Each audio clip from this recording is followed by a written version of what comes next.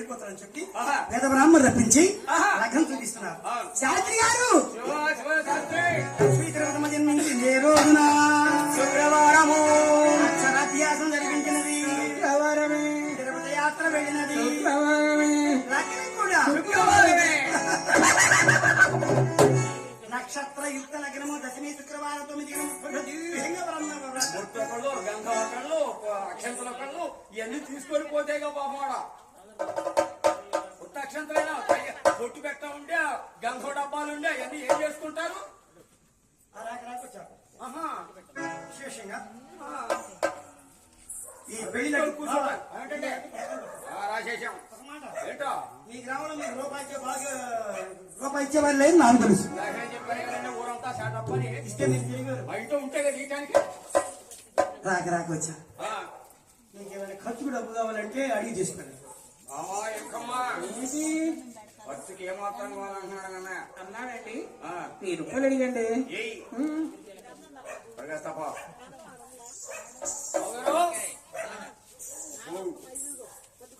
Pension light కట్టా light కళ్యాణం బాగా జరిపిస్తున్నారండి. వాళ్ళది మొక్కుబడి కథ ఉందా? చిన్నమ్మాయి వాళ్ళ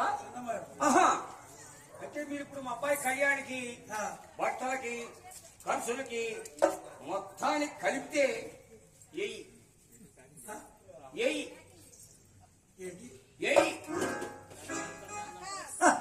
ఎయ్యి రూపాయలా ఎలా సరిపోతే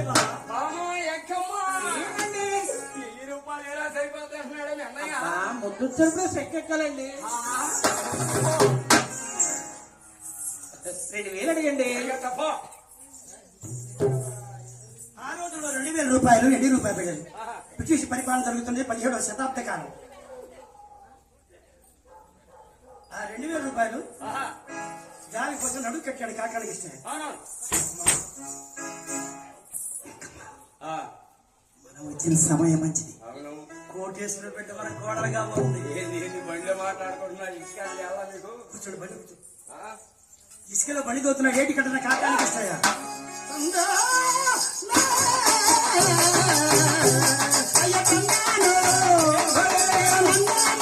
రాజనందనా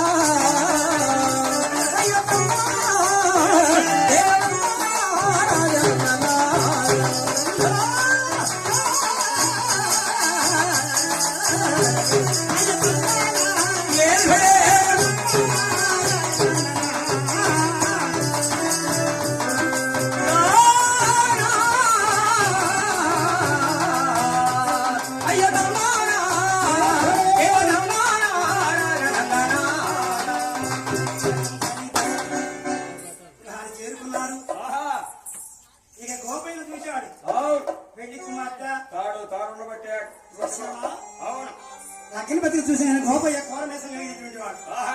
గోపాలకృష్ణుడా ఉన్నాడు. చక్కని వాడు గోపయ్య. ధైర్యం కలిగినటువంటి గోపయ్య. పెళ్లి కుమారుని చేశారు.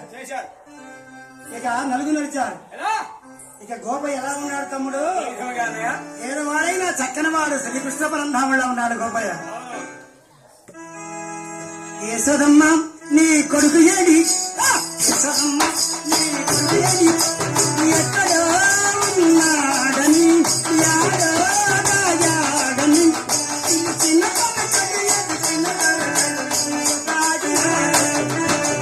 యశోదమ్మ నీ కొడుకు ఏడి? యశోదమ్మ నీ కొడుకు ఏడి? ఎక్కడో ఉన్నాడని యాడని